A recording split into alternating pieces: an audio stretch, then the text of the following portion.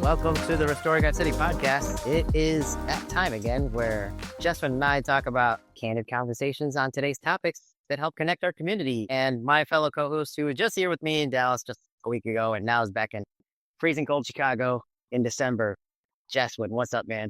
Dude, it was freezing cold in Dallas in November, so I don't even know what y'all are talking about. It's not that much worse up here.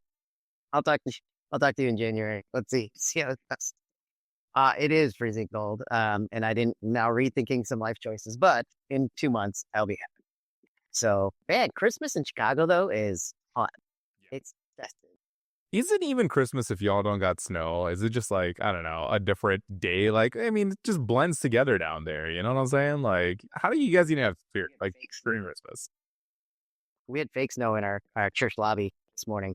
I was like, what? Is there an air vent that just went defunct? But no. What does that mean? They just have like cotton balls everywhere? Like, what is fake?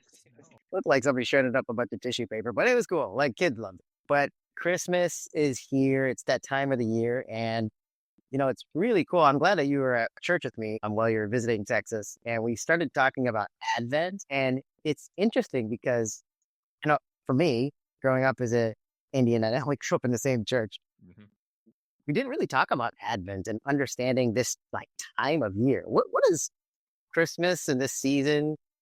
Maybe how has it changed as you've grown in your faith, and maybe now that you're an adult? How's it Yeah, so full convention. So me and Joby grew up in a Pentecostal church where, you know, every Sunday is Christmas. Nothing is different today, you know, a type of like a mentality. So I didn't even hear of the term Advent until I made it to college. And I'm like, what the heck are y'all talking about with this Advent season, you know? So even Lent was a foreign concept for where we grew up. But, you know, as time has gone on and I've sort of, you know, changed my thinking, I do think it is awesome to set apart time, certain times of the year just to, you know, like do something a little bit different and yeah, prepare our hearts for Christ's coming in Christmas, even though, to the Pente's point, his birth was actually in April, and I'm not disputing that fact. No, it's funny. I think we should define Advent. The actual definition is the arrival of a notable person, thing, or event. And I love that we have to like prepare our hearts because it's not just, hey, Christmas and it's commercialized. And I think people talk about that a lot, especially at church. But to understand that this is a notable coming of a person who's interrupted our lives, and like, you don't think about it just on the day, but you prepare yourself in the weeks and really this month of December. So yeah, totally agree with you. We didn't even understand it growing up, but now that we're in, you know, some churches who actually speak about these weeks leading up to Christmas and how we should kind of prepare ourselves, it's actually really cool to think about, you know, going into devotionals or trying to reframe your brain about what the holiday season means. And so, yeah, Christmas is commercialized. Man, every time I think about Christmas, I think about going to New Delhi almost 10 years ago and Father Christmas. How many people has seen the scariest Santa Claus known to man? Is anybody dressing up like Santa Claus in India? Dude, Father Christmas? India does it right. That Santa Claus is the most hype thing I've ever seen. I don't know why he's so skinny out there in India, but man, he gets down. It is wild. So we got stories to hit us up about that. Yeah, Indian Santa Claus is the scariest thing. I don't know. I think we should just post a picture of it. But scariest thing, I think we have a picture of our mission trip way back when. But man, great times, great memories of just being in India and just even celebrating Christmas. Advent. I think let's talk about this because it's important to understand it's relevant for today. Everybody's going to be celebrating the holidays. But then like us as a community, like how should us approaching Advent and maybe understanding this term, how should it change the way we interact with everybody else? Because Christmas is all about family. You're probably going to have a dinner or lunch or whatever. But then should you just treat it like every other holiday? Or should we actually connect with our community in a different way, knowing what Advent means? You know, it's a great question. And in some sense, I'm like, hey, our character better be consistent throughout the year, right? Like January better not be some sort of crazy monster while being super nice in December. But I do think Christmas is a great time that opens, you know, people's hearts and minds up. You know, it's that time of year where churches all around the country are gearing up and giving you little cards to go out and pass in your community because people are open and might be a little bit different for that invitation. So, yeah, I guess there is maybe some behavioral changes that we can make, but I think you brought it up, Joby, too, right? As we think about Jesus becoming incarnate, it's the question of how can we become incarnate, and almost be the incarnation of Christ to those that are around us. And maybe one of those options is bring them to church. Yeah, that's a great point. I know we talked about that right before we started hitting record. But like this whole idea of Advent and Jesus coming from heaven to earth and being incarnate, becoming a person. Like, how do we actually replicate that to other people? And I can't think of another time outside of Easter that there's this big push to be like, hey guys, invite somebody to church. Why don't we do it on a random, August weekend, right? Like, where's the behaviors that we are incorporating ourselves and inserting ourselves into people's lives? Maybe we need the boost of a holiday and all the festivities to make it comfortable for people. You know what's funny? I used to have one of my teachers in school growing up. He's like, "Are you guys?" And this is in public school, by the way, which is great for this dude. But he's like, there's a lot of people that are Christians, and there's a lot of people that are creasters. And so creasters are the Christians that only attend church on Christmas and Easter. So that is a new ism that I hope we incorporate into our vocabulary. A creaster. That's the creepiest name. It goes along with like Indian Santa. There's a lot of things for kind of that we do. Buster, don't become a creaster. That just sounds weird. So yeah, be a somebody who goes to church every week.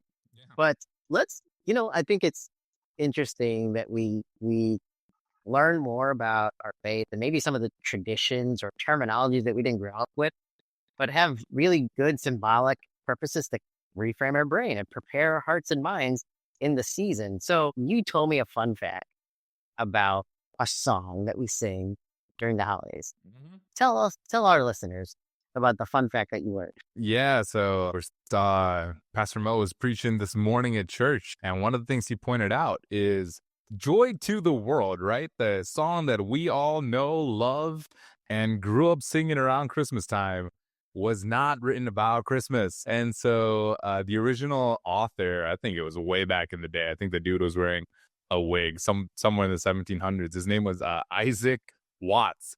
Isaac Watts was studying Psalm 98, and he's looking at this, thinking about the Lord's second coming, and he penned these words. And, a while later, someone came and put some music to it, and we sing it every single Christmas. But, the fun thing to think about, or the thing that I think gives me pause, is that's incredible. This guy wrote it about Jesus' second coming. We sing it a lot of times about Jesus' first coming. But does it impact us when we think about his first coming? Does it make us think about, hey, he's coming again? Does that do anything for our life? Does it impact us in any sort of way? Do we live in that tension between he came once when he made himself known through that Advent season and is appearing, and he will come again in a much more different way? Like, what does that do for us? I don't know. But it's something that I've been pondering.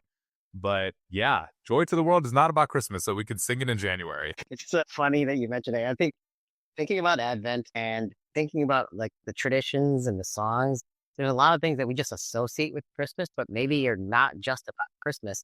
Maybe we just need to rethink Christmas. Maybe we need to rethink about how we behave and how do we interact with other people during the holiday season. And that's really interesting. So when you mentioned that, I know we started talking about something that we loved to do back in the day when we actually lived in the same city.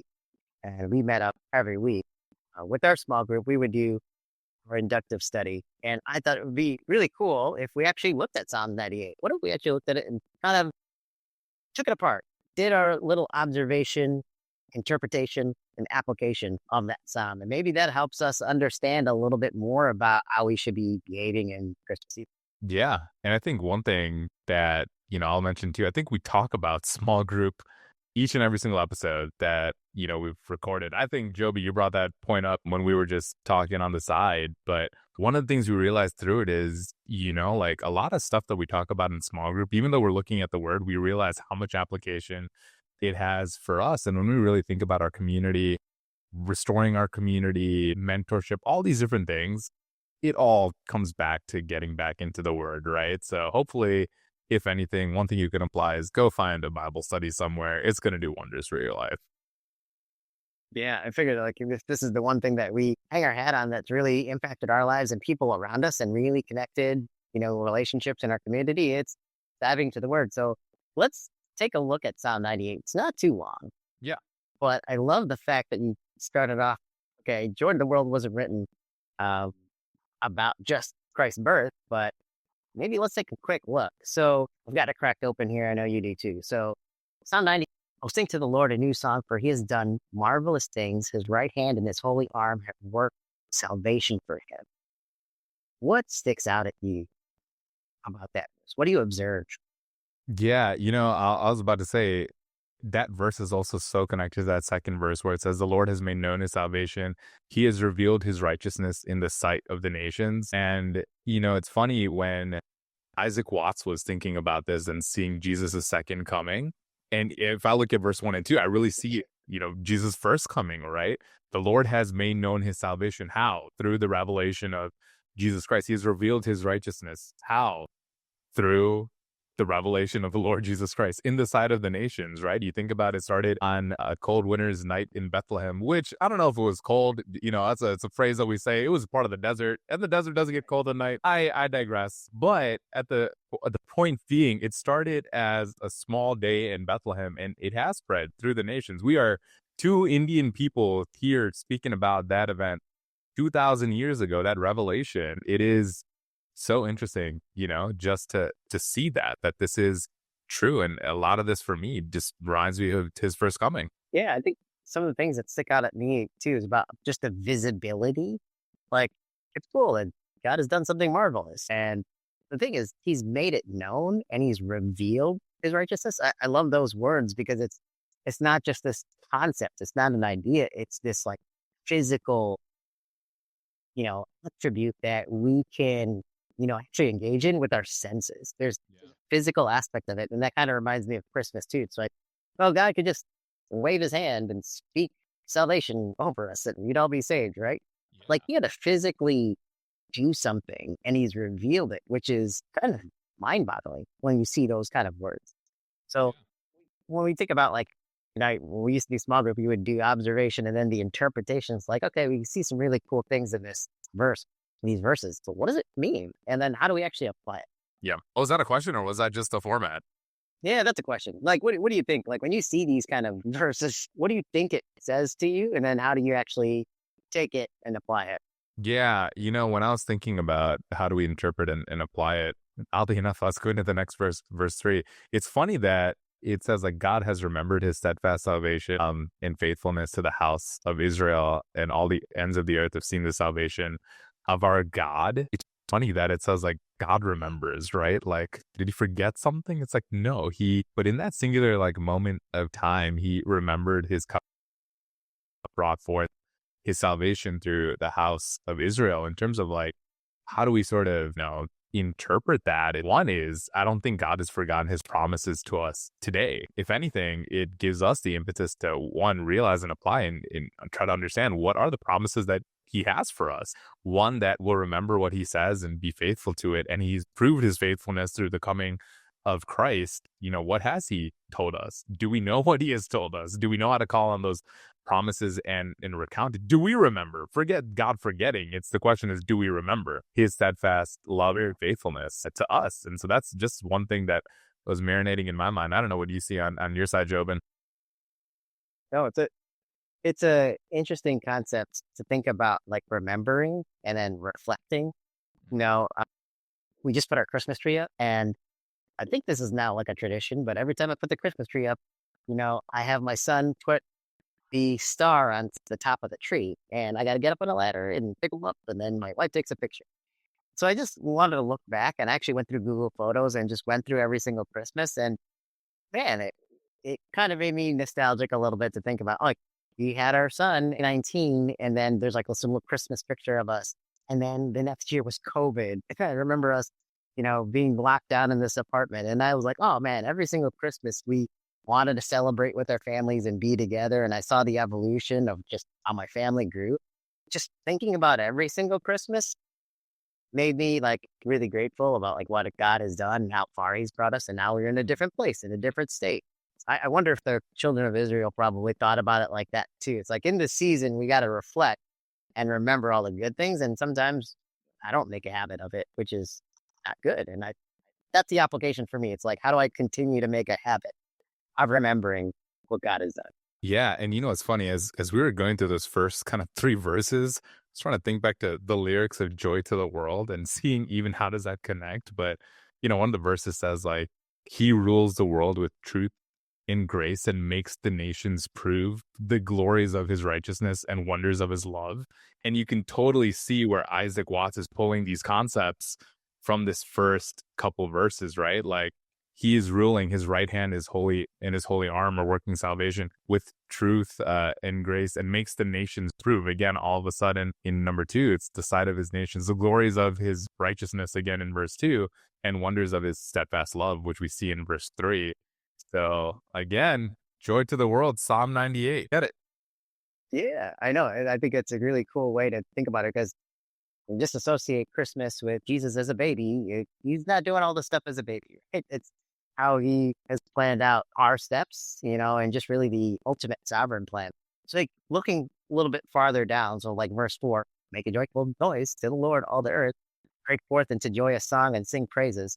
I'm not a musical person at all, but in terms of making like the things that jump out at me is obviously this musical component of it, but like we got to be audible about what God has done. It's like, hey, remember, but then like do something about it, right? How do you actually make that audible about all the amazing things that he's done? And I try to think about that. If you're not part of like a worship team, at church, how do you make the wonders of what God has done audible? Do you just think about it? Do you just do your little quiet time? Like, how do you audibly do that? I think it's a challenge for me. It is. And you know, one thing I do miss about the church that we grow up in is, and something that's really missing from a lot of churches today, right? I think Francis Chan once put it like this. I think like the modern American church has become about a man and a band, where it's really about, the message and just a worship team. But how much else goes into like a normal Sunday, right? If you sometimes go to these traditional churches and you recite some of these liturgies, and you start looking at the words of the liturgy, they were, some phrases that were coming from these creedal statements that were forged in heretical fire, and we don't understand the power of that sometimes. But what I was coming back to is one of the things I think I miss from our church growing up is testimony time, right? Like there was a time in the service where anyone could jump up and say anything. And that was a wild card because some people be wilding about what they start saying. I digress. That being said, we have a chance to express our gratitude or our heart's desire. Or there were so many times when we just would stand up and say like, God help me this week in a test. I avoided an accident this week. We praise the Lord. My health report came back great. I was struggling with this disease, but God has healed me. And it could be for the most small thing, right? Like I had a fever on Monday. God healed me by Wednesday. Praise the Lord. We don't have like a set apart time to do that per se in some of like the structures of our modern American church. Now, in settings such as like small group, where we have smaller places to do that, that's great. So if you're not plugged into a small group, I don't know where you're sharing stuff. But at the same time, maybe we do need to create forums for this, right? Like, just like you said, right? Like it goes beyond just the singing of praise and worship songs. It's not just a joyful noise. It goes beyond that, right? The expression of our gratitude of who God is a lifestyle. It is a testimony that we say. It is something audible. And the question is what kind of forms could we create for that? Yeah, I think comment sections, comments on the posts or whatever like that, and just say, I think that'd be cool. There's a lot of different ways you can make your voice be heard in today's society. It's funny when you mentioned like missing testimony time. When I was in India a couple of weeks ago, I went to my uncle's Indian church. Oh, let's go. Of course, we're the visitors. Man, I had to get up. But like, what I don't miss is I'm an adult. I have two children. I live in a different state than my parents. My mom, in the women's section, darted her eyes at me like, you're getting up. They're like, man, I haven't felt that like death stare in a long time. You better get up and say testimony. I'm like, man, I got my own family, but still, it kind of flooded back some really cool memories. But I got up and said my testimony at church. I mean, I go to a bigger church here in Texas, so not everybody's getting up and doing their testimony. But it was like this cool feeling where like, hey, and that was really grateful, right? Like it was it was one of those things like, I saw my grandmother and my kids got to meet their great grandmother. I was so thankful, but I got to audibly say it, in the presence of people. And there's something unique about that, right? Like, and I think that's why this psalm, when we look at verse 5, sing praises to the Lord with the lyre and the sound of melody, with the trumpets, the sound of the horn, make a joyful noise before the King, the Lord. There's this, hey, God knows our testimony already. He's been a part of it. I don't think he needs to know it for like information purposes, but there's something about making it audible and making a noise about all the great things, right? That God's Yeah. done. Well, as we're looking at this section, and again, where you were thinking about that song, Joy to the World, this is really where you see that word, right? Like joyful, joyous, joyful noise. You see it repeated over and over again. But I guess before we get into our Christianese, I guess, maybe we do have to take a minute and think about like what does joy mean, right? Like, is it just like I'm happy right now, right? Like it's great, like, or is it something beyond that? I think it's a good time to think about like what does a joyful noise mean? Does it mean just song? Does it mean just sharing like a testimony? What is it like? How do you even define joy? I don't know if you have any thoughts on that or have heard any good nuggets on it recently. I want to look it up almost, but like I think there's a difference between joy and happiness. But, joy is, happiness can be very temporary. Like, Mm-hmm. oh, this, sports team won and I'm happy, but that fades, right? But joyfulness, and I've heard some pastors speak about where it's like almost a state of mind because you understand where joy comes from, right? Like joy comes from the Lord, and like if you have your faith in Jesus, and not everything is a bed of roses when you're a Christian, but joy is like this state of being. It's not this thing that can be influencing you to be happy or sad. It's like, no, I have like the joy of his salvation, right? Like it's one of those things where it's a state of mind instead of a temporary feeling. And that always kind of stuck with me, like understanding a little bit of the difference. Can I still be joyful when things are not always great? Especially, damn, when you think about the Christmas season, it's really tough for some people, especially if you lost loved ones and you're used to spending this time with family, and maybe you might not have those family members anymore, but can you still be joyful? You might be still sad, but there might be times where your heart can be still hopeful and joyful because of Jesus, because of all those marvelous things in these preceding verses, right? So that's the kind of stuff I think about. And now you sing that song, it's like, wow, joy to the world. Look around the world. I mean, pretty divisive times and there's chaos, but how can you have joy? I think that's one way you can. Man, I was thinking about, we were talking about what's going to happen this Christmas when we gather together with families. And all I can imagine right now is what political conversation is about to tear a family apart around the holiday season, right? Like, are we going to be singing Joy to the World as we're talking about Trump and Biden's election, or sorry, Trump and Kamala's election loss and or win, and half the people being happy, half the people being angry, But when I was thinking about joy, right, how do we get beyond that in the season? I keep going back to that old Sunday school song. I got the joy, joy, joy, joy down in my heart. Where? Down in my heart. That concept and Scare me. That weird. always scared me, dude. Like, I don't know why. And this is we need to do an episode on this. What are the songs where they randomly have someone just yelling a word that like scares you? And the one that always comes to mind is, the song before every single like wedding or anything else. It's Enno Odola Ninsarva. But the second verse, someone has to jump the gun and just yell it, and they'll go, Nani. And then it's like, why are you yelling that, dude? I digress, right? Let's get back to let's get back. Well, you know what? I was thinking about you reflected on stuff that you miss about Indian church, like testimony time.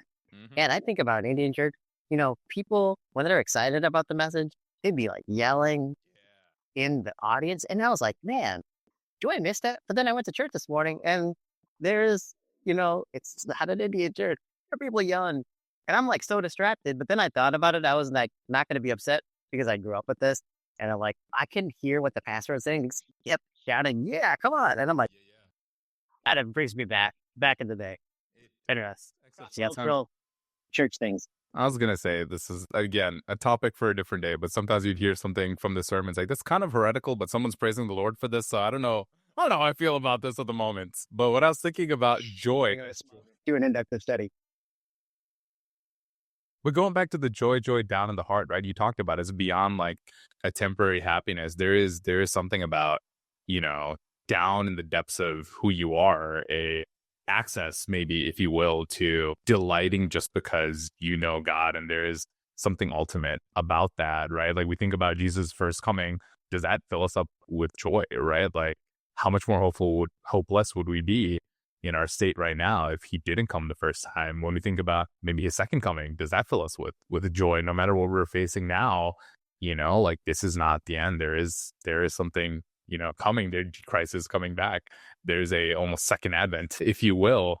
Does that fill us with anticipation and joy? Is it down in our heart? Yeah, is it like deeply rooted in us? I think that's a really great point. And I think in this season, how do we actually prepare ourselves and not just make it like, oh, a holiday thing, I'm gonna get some presents or give gifts and be generous. There's components of it, but it's like really how do we reframe our mind and rethink Christmas and rethink the season so that we can treat people differently, right? Because like now when you think about what it took for Jesus to come from heaven to earth, and then also like we're in between he's arrived and now he's coming again. How do we wait with anticipation and hopefulness? And I think just kind of looking at the last couple parts of this psalm, let the sea roar and all that fills it, the world and those who dwell in it. Let the rivers clap their hands, let the hills sing for joy together before the Lord, for he comes to judge the earth. He will judge the world with righteousness and the peoples with equity. I think the last verse is like, it's not talking about Christmas at all. It's talking about the second coming, right? It's like preparing yourselves. There's this joy in the very beginning, but then also we should be joyful and we shouldn't be fearful. But like the last verse is talking about judgment, which could be a scary thing if you're guilty, right? What does it speak to you when you kind of look at the last couple verses? Yeah, from that interpretation kind of lens, right? Like, I mean, we made that observation, like God is coming again.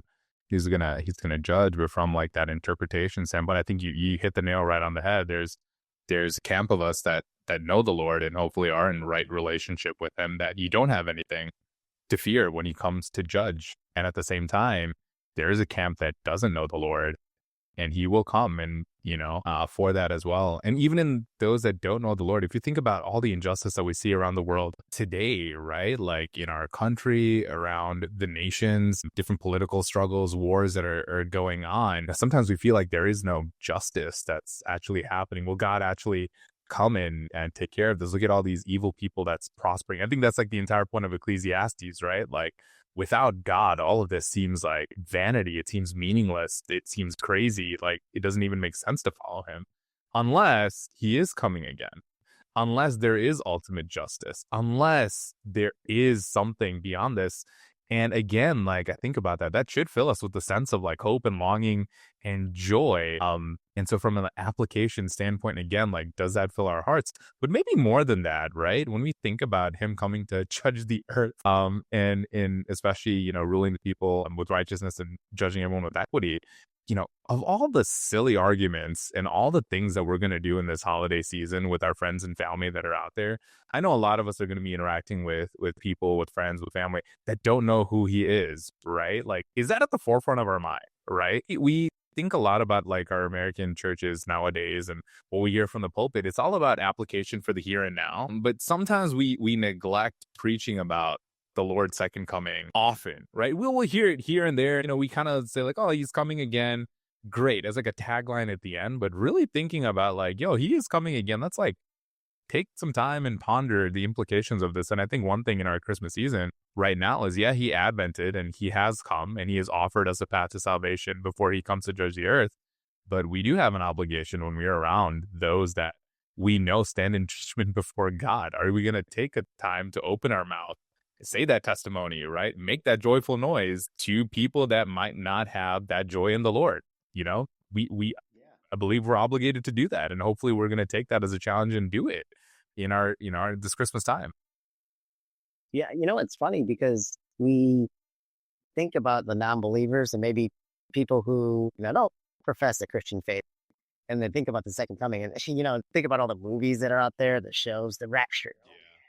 There's planes falling out of the sky because their pilot was a Christian and he disappeared. Like all these weird things, but like it's this like terrifying kind of thing where when you think about somebody coming, And if you actually have a relationship with that person, maybe I'm just being reflective because I just went to India, saw my family, I haven't seen in a long time. I wonder how they thought about us coming.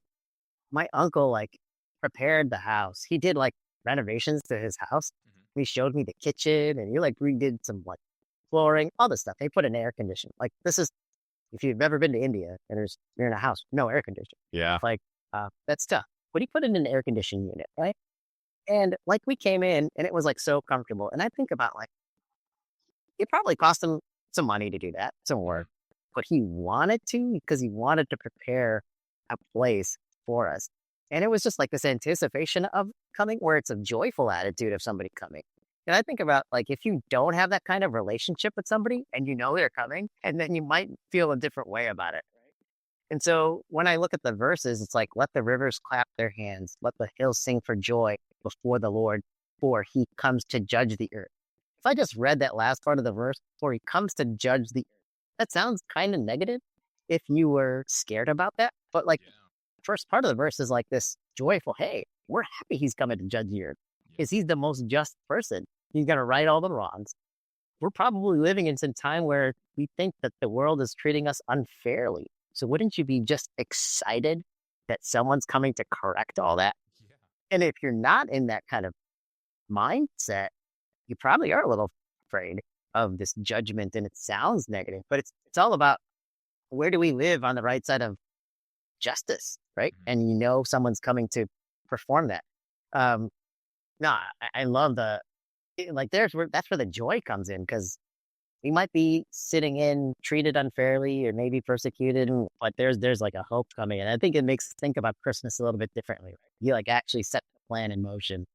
Yeah. And as you were talking about that, I was tangentially thinking about, one big term that I've been hearing recently about church hurt, right? I think a lot of us have experienced injustice at the hands of people that profess to be Christians, right? And what's interesting is, the Lord does come to judge them as well, right? The misrepresentation and the taking of God's name in vain and doing acts that don't align with who God is, but is done as if it's a representation of who he is, that will be judged by the Lord. And so we should rejoice in some senses. And the second thought that was coming to mind is, man, I feel really bad for the grass and the hills and the trees and the fruits that we get, even our DNA, right?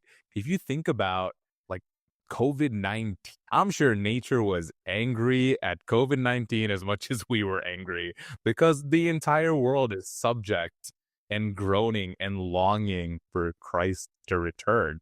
And so if you think about interpreting that, right, like it literally says all creation is groaning, waiting for God to reveal himself because it was cursed at the beginning from our disobedience.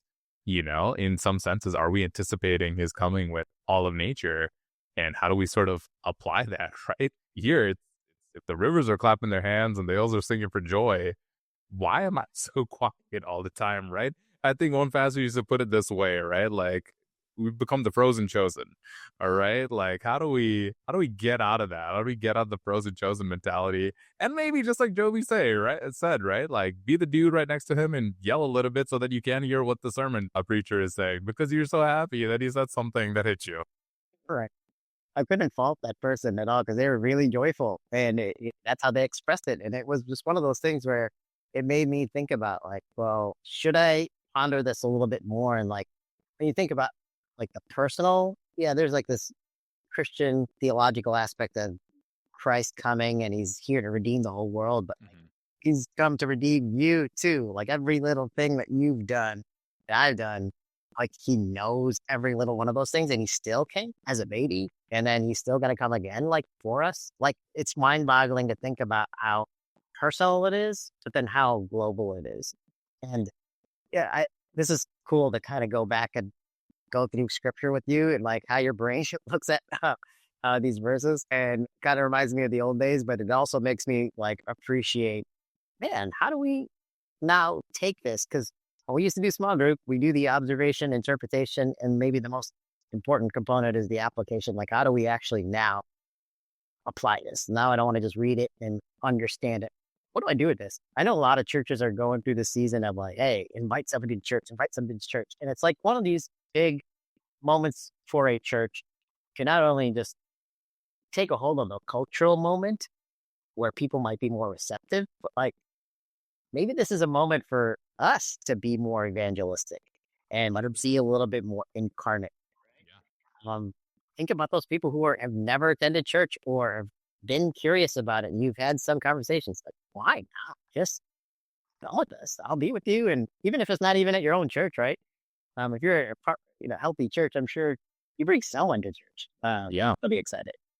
Yeah, I was gonna say this psalm is missing that word. I mean, oftentimes in so many psalms it says that word "selah" at the end of a phrase, just like your daughter, right? And it just means to take a moment to pause and ponder. And I think that's sort of my application here from this psalm, right? Just kind of going back to Isaac Watts, on that last verse in Joy to the World is no more let sin and sorrows grow, nor thorns infest the ground.